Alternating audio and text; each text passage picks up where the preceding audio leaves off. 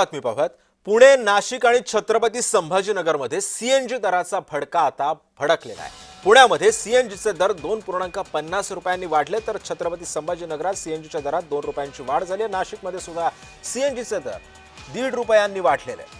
तर पेट्रोल डिझेलच्या पाठोपाठ सीएनजीचे दर वाढल्यानं वाहनधारकांना चांगलाच फटका बसतोय.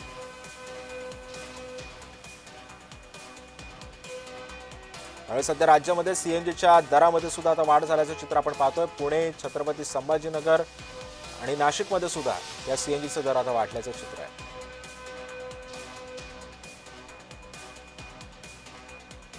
आणि या सगळ्या संदर्भामध्ये आढावा घेण्यासाठी माझे 2 सहकारी आता आपल्यासोबत जोडले गेलेले आहेत. पुण्याहून माझ्यासोबत असणारे प्रीतम पुरोहित आणि छत्रपती संभाजीनगरमधून असणारे माझा सहकारी विजय शिडे. आपण सर्वप्रथम पुण्याला जाऊयात. पुण्यातून प्रीतम पुरोहित आपल्याला या संदर्भातली माहिती देणार आहे. प्रीतम, पुण्यामध्ये सीएनजीचे दर वाढलेले आहेत, 2 रुपयांची वाढ झालेली आहे. सध्या काय चित्र आहे सीएनजी पंपावरती आणि तिथल्या वाहन चालकांचा कसा प्रतिसाद मिळतो या सगळ्या वाढीला? खरं तर सिद्धेश, आपल्याला माहिती की आखाती युद्धांची झळ आता ही सर्वसामान्यांना देखील बसताना पाहायला मिळते. आधी घरगुती गॅसचे दर वाढले, त्यानंतर पेट्रोल आणि डिझेल इंधनामध्ये सातत्याने वाढ होतीये, तर आता सीएनजी देखील अपवाद नाही. आज सीएनजी मध्ये 2 रुपये 75 पैशांनी वाढ देखील झालेली आहे. त्यामुळे अनेक सीएनजी चालकांवरती एक मोठे संकट उभं राहिले, कारण त्यांचा नियमित प्रवास, त्याचबरोबर त्या प्रवाशांचे सोबत होणारे वाद, भाडेवाद, या सगळ्याच गोष्टी आता या सर्वसामान्यांना भेडसावं लागल्यात. आणि आज सीएनजी पंपावरती मी आता आलेलो, इथे देखील मोठ्या प्रमाणात सीएनजी भरण्यासाठी गर्दी झालेली आहे. आणि काही देखील आपल्यासोबत ते देखील सांगू शकतात. काय सांगाल झाले, कसं बघते सगळ्या महागाईकडे?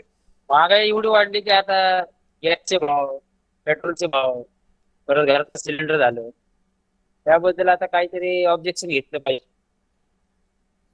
दुसरे पण आहेत, सीएनजी दरवाढ झाली आहे, जवळपास 3 रुपयांनी सीएनजी वाढलाय. आपल्याला खिशाला परवडणार नाही रेट वाढले, प्रत्येक गोष्टीचे रेट वाढवून ठेवलेले. काय सामान्य माणसांनी काय करायचं? सीएनजीचा आग्रह होतो काय होता? एकंदरीतच पुणेकरांच्या आपण या सगळ्या प्रतिक्रिया पाहतोय. मात्र मी आता विजय तुझ्याकडे येतोय, कारण संभाजीनगरमध्ये सुद्धा अशाच पद्धतीचा सीएनजीचा भडका उडालेला आहे. आणि या सगळ्या दरवाढीचा कसा फटका बसतोय वाहन चालकांना, काय माहिती आहे? नक्कीच सिद्ध, जर बघितलं तर मागील 10 दिवसामध्ये जे आहेत आतापर्यंत सीएनजीचे 12 रुपयाने दर वाढल्याचे आपल्याला पाहायला मिळत आहे. कालपर्यंत जे आहे ते सीएनजी 101 रुपये किलो मिळत होतं, मात्र सध्या जर बघितलं तर आज दर जे आहे ते 2 रुपयाने वाढल्याचे पाहायला मिळतं. याचा फटका जो आहे आता सर्वसामान्यांना बसत असल्याचा पाहायला मिळत आहे. त्याचबरोबर वाहनधारकाला देखील याचे परिणाम जे आहे ते भोगावं लागत असल्याचं पाहायला मिळतं आहे. मात्र सध्या जर बघितलं तर सीएनजी, पेट्रोल, डिझेल या तिन्हीचे दर जे आहे ते झपाट्याने वाढत असल्याचे आपल्याला पाहायला मिळतं. आणि त्याचा परिणाम हा सर्वसामान्यांवरती, प्रवाशांवरती देखील होत असल्याचं पाहायला मिळतं आहे. अनेक भागांमध्ये आता भाडेवाढ देखील झालेली आहे. आणि त्याचबरोबर सरकारकडून सीएनजीचा दर कमी करण्यात यावी अशी मागणी जी आहे ती आता अनेक भागांमध्ये सीएनजी वाहनधारक करतात.